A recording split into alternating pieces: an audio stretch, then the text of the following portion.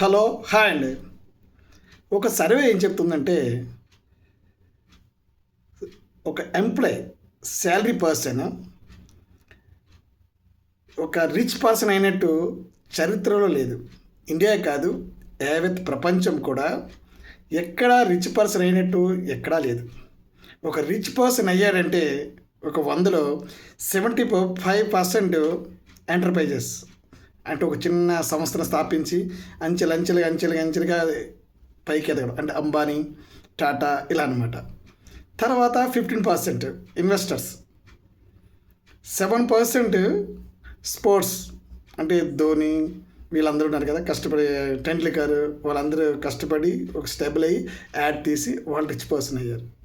3% actors, 0% employee. ప్రపంచంలో చరిత్రలో లేదు ఒక ఎంప్లాయీ రిచ్ పర్సన్ అయినట్టు. Got the point? ఓకే.